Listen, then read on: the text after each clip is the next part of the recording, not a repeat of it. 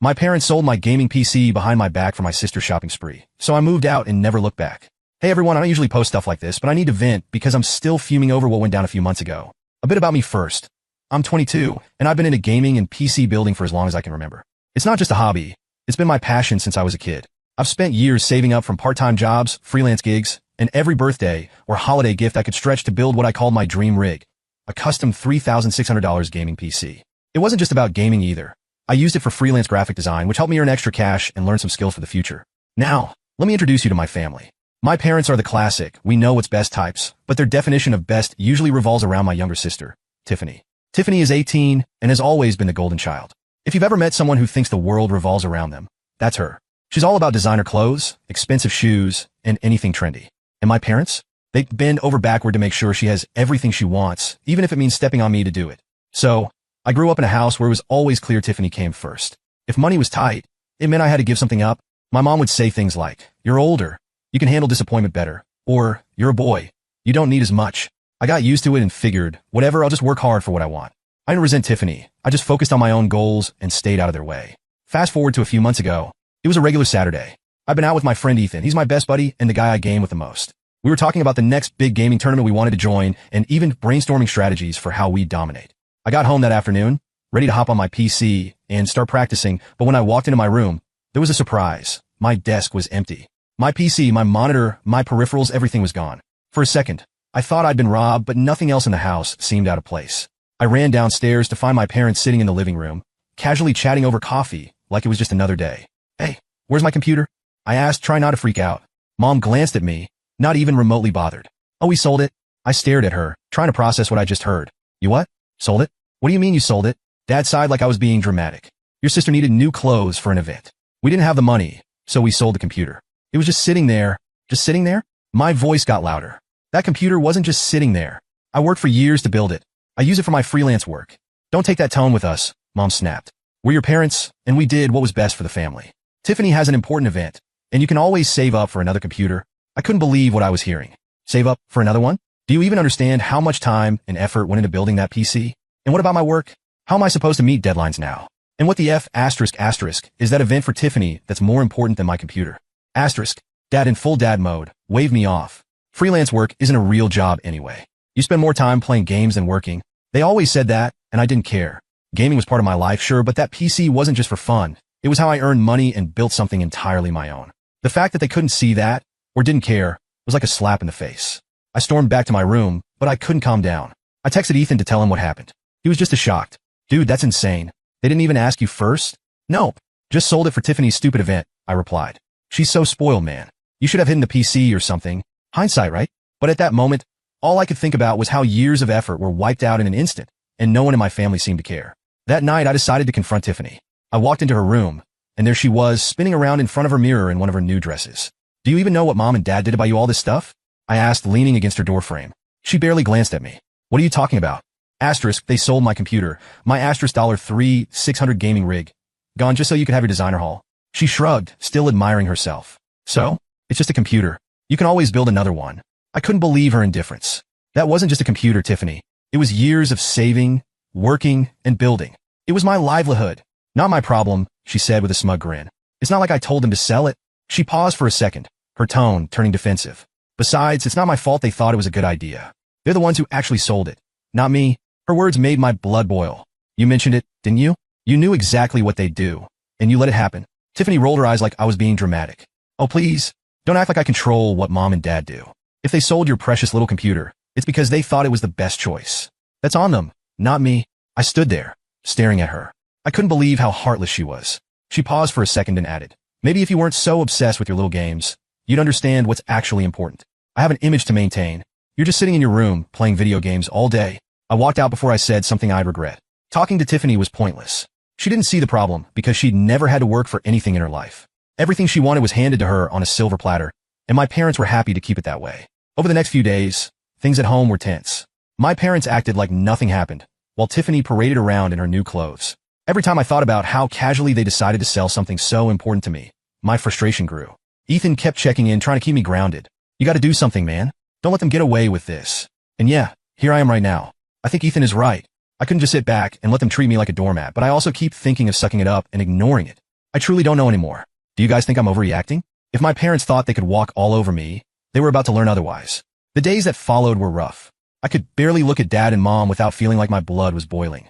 Every time Tiffany waltzed past me flaunting her designer haul, it was like she was rubbing it in my face. I tried to avoid them as much as possible, holing up in my room with my old, beat-up laptop. I used it to get by with freelance work, but that underscore was so slow, like using a toaster to bake a cake. It was a far cry from my custom-built PC, and every time I struggled to meet a deadline or fix a crash, my frustration grew. Ethan was a lifeline during all this. He kept me sane when I felt like I was drowning in frustration. He'd call me up at random times just to check in or talk about something completely unrelated, like the latest game updates or a funny meme he'd seen. One night, as I was venting to him again about how ridiculous my family was being, he said, "You know what? It's not personal, Sonny. It's strictly business. Except in your case, they made it personal, and now they're treating it like business." It was personal. This wasn't just some financial transaction. This was my family showing me exactly where I stood in their priorities. At that moment, I realized I had to do something, not just to get my computer back, but to make them see they couldn't keep treating me like an afterthought. So I gathered every piece of proof I could find that the PC was mine, receipts from the components I'd bought, photos of the build process, and even screenshots of my freelance earnings to show how important it was for my work. I also reached out to the person who had bought the PC. They were sympathetic but firm. No refunds unless I paid them back the $1,200 my parents had sold it for. And here I am right now. I'm actually thinking about letting it go. It seems like too much trouble, and honestly, the thought of confronting my parents again makes me want to smash my head against a wall. Do you guys think I'm overreacting? Should I just suck it up and move on? Update 1. Hey folks, I didn't think things could get messy, but somehow they have. As I told you before, I was torn between choosing to stay silent or confronting my family. But then Ethan reminded me, if you don't stand up for yourself now, they'll just keep doing it. They'll think they can take whatever they want from you whenever it's convenient for them. He was right. This wasn't just about the PC anymore, it was about respect. So, I confronted them at dinner. I figured it was the best time to get them all in one place. I sat down at the table, staring at my parents, while Tiffany scrolled through her phone, completely oblivious. Mom was mid-sentence about some neighborhood gossip when I cut her off. "I want my money back," I said, placing a folder of documents on the table. Dad raised an eyebrow. "What money?" "The $1,200 you got from selling my PC," I said firmly. "I built that computer with my own money. Legally, it belongs to me. You had no right to sell it." Mom let out an exaggerated sigh, like I was a toddler throwing a tantrum. "We've already been over this. Your sister needed help, and we made a decision as a family." "No, you made a decision for the family without asking me," I shot back. "That's theft, plain and simple." Dad leaned back in his chair, his face darkening. "Watch your tone, boy. We're your parents. Everything in this house belongs to us. You live under our roof, so technically that computer was ours." "That's not how it works," I said, keeping my voice steady even though I wanted to scream. I pulled out a receipt and held it up. "This says I paid for the parts with my own money. This is proof that it was mine. And this," I handed them the buyer's copy of the transaction, "proves you sold it for $1,200. You owe me." Mom gasped like I just told her I was disowning them. "How dare you accuse us of stealing? We did this for Tiffany. She's your sister. Family is about sacrifice." "Yeah, it seems like I'm the only one making sacrifices," I snapped. "Tiffany gets everything handed to her, and I'm expected to just roll with it." "Not anymore. Either you pay me back, or I'll take legal action." "You wouldn't dare," Mom hissed. "Try me," I said, locking eyes with her. Tiffany, who had been silent up until now, finally chimed in. "Oh my God, are you seriously threatening Mom and Dad over a computer? You're pathetic." "No," I said, glaring at her. "What's pathetic is that you're perfectly fine with taking advantage of someone else's hard work without a second thought. You knew what they did, and you didn't care." She rolled her eyes. "It's not my fault they decided to sell it. I didn't make them do anything." I shot back. "You mentioned it to them. You knew exactly what you were doing, Tiffany." She gave me an attitude. "I only mentioned your computer because you're always complaining about how busy you are with work. I thought you'd appreciate the break," she said, her voice calm, like she was the victim here. "Appreciate the break?" I said, my voice rising. "Do you even hear yourself? That computer was my livelihood." Tiffany smirked, unfazed. "Wow, you're twisting this into my fault. You're the one who's always talking about how you're independent. I figured you wouldn't mind helping out the family for once. Isn't that what being independent is all about?" My fist clenched under the table. "Helping out? You didn't need a designer haul, Tiffany. You just wanted it. There's a difference." She scoffed. "Maybe you're just mad because I know how to get what I want, and you're too busy sulking to figure it out. Don't blame me for being better at this than you." I swear I almost slapped her, but my dad slammed his hand on the table, making everyone jump. "Enough. We'll pay you back, but don't expect anything else from us. You're on your own from now on." I laughed bitterly. "I've been on my own for years. The difference now is I'm done letting you take advantage of me." The next day, they handed me $1,200 in cash, their faces tight with anger. I took the money without a word. It wasn't a victory, but it was a step forward. I contacted the buyer again, and they agreed to sell the PC back to me for the same price. Picking it up felt like getting a piece of my identity back.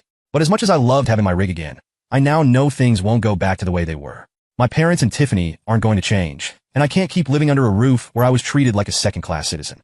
It's time to figure out my next move. Honestly, I'm thinking of moving out. Is it a good idea, or am I putting myself in more trouble? Update 2. Hey again. So, after my last update, I started brainstorming ways to get out. I knew moving out wasn't going to be easy. I didn't have a huge savings cushion, and rent wasn't cheap, but I had my freelance work, and I was determined to make it work. I called Ethan. He had been my sounding board through this whole mess, and I knew he'd have ideas. Dude, you need to get out of there, Ethan said as soon as I told him my plan. You can crash at my place for a bit if you need to. Thanks, man, but I think I need my own space. I've been living under their thumb for too long. I just need to figure out how to swing it financially.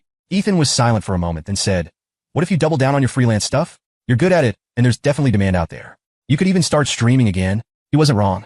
I had dabbled in streaming before, but life had gotten in the way. Now, with my PC back and a fire lit under me, it seemed like the perfect time to give it another shot. That night, I started researching apartments. My budget was tight, so I focused on small studios or shared housing. After a few hours of scrolling through listings, I found a tiny place a few miles away. It wasn't much, a single room with a kitchenette and a bathroom, but it was within my price range and close enough to town that I wouldn't feel isolated. I reached out to the landlord, who agreed to meet me the next day for a tour. When I walked into the apartment, it hit me how real this was becoming. The place was bare bones, but I wanted it. I signed the lease that same day and felt a weight lift off my shoulders. The next challenge was packing up my life without tipping off my family.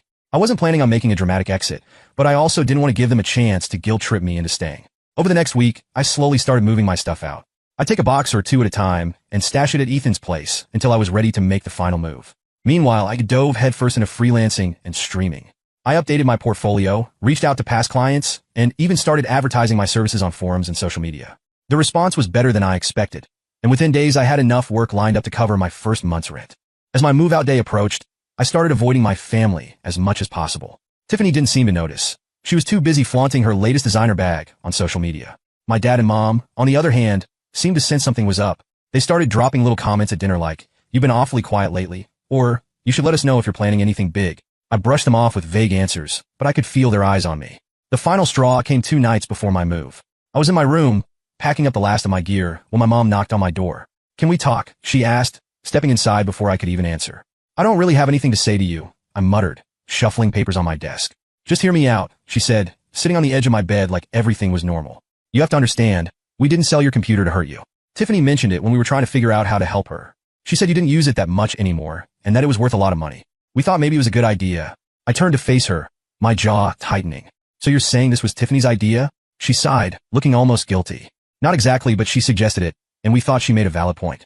You've always been so independent. We thought you'd understand." Her words made my stomach churn. Tiffany had planted the seed, and my parents had just run with it. "You thought I'd understand?" I said, my voice sharp. "Understand that you sold something I worked years for because Tiffany wanted a new wardrobe?" Mom flinched but didn't respond. Instead, she stood up and left, as if her half-hearted explanation was supposed to make it all better. That's the kind of person Tiffany was. She'd twist things to get what she wants. She'd act innocent, drop a hint here and there, and suddenly her ideas became my parents' plans. The morning of my move came faster than I expected. I loaded up the last of my boxes and left a note on the kitchen counter. It wasn't dramatic, just a few lines explaining that I needed space and time to focus on myself. I didn't want a confrontation, and I knew if I tried to explain in person, they'd just try to guilt me into staying. Ethan met me at the apartment to help me unload. As we set up my PC in the corner of the room, I felt a sense of freedom I hadn't felt in years. That night, I went live on my streaming channel for the first time in months. The viewer count was small, but it didn't matter. I was in my own space, doing something I loved. This is how things unfolded. Lately, I have a bit of a weird feeling, but I'm trying to pass through it. Anyway, if anything pops out, I'll post an update. Final update. Hey everyone, here's an update on how things have been since I moved out. I thought leaving would be the end of the drama, but boy, was I wrong. After one day of moving out, I had freelance gigs to tackle and a stream schedule to figure out, but there was a nagging thought I couldn't shake. Would my parents even care that I'd left, or would they just write it off as me being dramatic? I didn't want validation from them. I'd long given up on that, but part of me still wanted to know if they'd even noticed I was gone. By mid-afternoon, I got my answer. Mom called me. When I didn't pick up, she left a voicemail. "You could have at least told us you were leaving," she said. "Your father and I are very disappointed in how you handled this. Family is about sticking together, not running away." I deleted the voicemail without finishing it. A few minutes later, Dad tried calling, but I ignored him too. Then came the text barrage. Mom started with, "You've really hurt your mother." That was followed by, "We've always done what we thought was best for you." Then Dad chimed in with the classic, "You're being reckless." I put my phone on silent and went back to work. I wasn't about to let their guilt-tripping derail my day. But that evening, as I was setting up my stream, a new message popped up, this time from Tiffany. You left? LOL. Guess you couldn't handle it. Anyway, mom's freaking out, so you might want to call her before she has a meltdown. It was such a textbook Tiffany response that I didn't even bother replying. Instead, I focused on my stream. I was starting to get a small but supportive group of regular viewers, and the sense of community they brought was something I hadn't realized I needed. People actually appreciated my skills, showed up just to hang out, and watch me do what I loved. It was refreshing. The next few weeks were a mix of progress and lingering frustrations. On one hand, my freelance gigs were picking up, and my streaming audience was slowly growing. On the other hand, my parents wouldn't stop trying to reel me back in. The texts kept coming, alternating between guilt trips and outright anger. You're turning your back on your family, Mom wrote one day. Tiffany's upset too. Don't you care about how your actions affect us? Tiffany upset? That was rich. She'd barely acknowledged me when I lived there unless she needed something. And now I was supposed to believe she cared? I ignored the texts, but they left a bitter taste in my mouth. One evening, Ethan came over to hang out, and he brought it up. So, have your parents calmed down yet? Nope. They're still texting me like I owe them an explanation. Classic guilt play. You think they'll ever let it go? Probably not, I admitted. But I'm not going back. I can't. Living there, it wasn't healthy. They don't respect me, and they never will. Ethan gave me a knowing look. Yeah, but have you told them that? I paused, realizing he had a point. I'd been ignoring them, but I hadn't actually confronted the root of the problem. Part of me didn't want to because I knew it wouldn't change anything, but maybe for my own peace of mind, I needed to say my piece. The next day, I sat down with my phone and started typing. It took me a while to find the right words, but eventually, I sent a message to my parents. It went like this. I've made my decision, and I'm not coming back. This isn't about being selfish. It's about doing what's best for me. I've spent years feeling like my needs didn't matter, and I can't keep living like that. I hope you'll respect my choice. But if not, I'll still be moving forward without you. I hit send and immediately felt a weight lift off my shoulders. I wasn't expecting a positive response, and I didn't get one. Mom replied with a long, rambling message about how I was being ungrateful and how Tiffany's happiness had always been their priority because she needed more support. Dad followed up with a blunt, "You'll regret this someday." But instead of feeling hurt or angry, I felt free. At least I didn't feel the need to argue or explain myself further. Their words didn't hold the same power they used to. Over the next few weeks, I threw myself into my work and streaming. One day, while scrolling through social media, I came across a post from Tiffany. It was a selfie of her holding a designer purse with the caption, "So grateful for my amazing parents who always prioritize what matters." I rolled my eyes and kept scrolling. I didn't need to engage. Let her have her little fantasy world. It wasn't my problem anymore. A few days later, a family friend ran into me at a coffee shop. "I heard you moved out," they said, raising an eyebrow. "Your parents are having a tough time, you know? They've been asking everyone for help." I frowned. "Help? What do you mean?" "They've overextended themselves buying things for Tiffany. I think they thought you'd still be there to pitch in." I shrugged, taking a sip of my coffee. "That's unfortunate." And I meant it. It was unfortunate for them. For me, I was doing great without them. After that conversation with the family friend, I couldn't help but feel a strange sense of validation. My parents' finances falling apart wasn't something I took joy in. It just confirmed what I'd known for a long time. They'd prioritized Tiffany's wants over the family's stability for years, and now they were dealing with the consequences. Meanwhile, I was finally learning what it meant to be independent, and I wasn't about to let their choices drag me back into their chaos. That didn't stop the guilt trip texts from coming, though. Mom's messages became more desperate. "We're struggling here, and you've left us to deal with everything on our own." Then there was Dad's favorite line. "If you were a good son, you'd help your family in their time of need." A good son? That was rich coming from someone who couldn't even acknowledge my hard work, let alone respect it. Tiffany stayed silent, though. She didn't reach out, and honestly, I didn't expect her to. She probably figured she'd let our parents do the heavy lifting and wait for me to cave. One day, Ethan came over again, grinning like he had something big to tell me. "Guess who I ran into at the store today?" he said as we sat down. "Who?" I asked, already knowing it was probably someone connected to my family. "Your mom," Ethan said, chuckling. "She cornered me by the frozen pizzas and went on this whole rant about how you've abandoned them. She even said you're being influenced by bad company, which I'm assuming is me." I roll my eyes. "Of course she did. What did you say?" "I told her you're doing great, and maybe if they respected you more, you wouldn't have had to leave," Ethan said, smirking. She didn't take it well. I laughed, but inside it stung a little, not because of what Mom said. At this point, I was used to her dramatics, but because it was another reminder of how little they understood me. They weren't upset because they missed me. They were upset because they'd lost control. A few days later, Mom sent another text, this one different from the others. "Your sister's birthday is coming up. We'd like you to come home for dinner." It would mean a lot to her. I stared at the message for a long time. Part of me wanted to believe this was their way of extending an olive branch, but I knew better. It wasn't about reconciliation. It was about appearances. They wanted to play happy family for a night, and I was supposed to pretend everything was fine. I showed Ethan the text, and he shook his head. "Don't do it, man. They're just going to pull you back into their drama." "I know," I said, sighing. "But if I don't go, it's just going to give them more ammo to say I'm the bad guy. Who cares what they say?" Ethan shot back. "You're not living your life for them anymore. You don't owe them anything. He was right, of course. Deep down, I knew that, but saying no to my family, even after everything, was harder than I wanted to admit. So I did something I hadn't done since I moved out. I called Mom. When she picked up, her voice was dripping with fake warmth. "Oh, honey, it's so good to hear from you." "Hey, Mom," I said, keeping my tone neutral.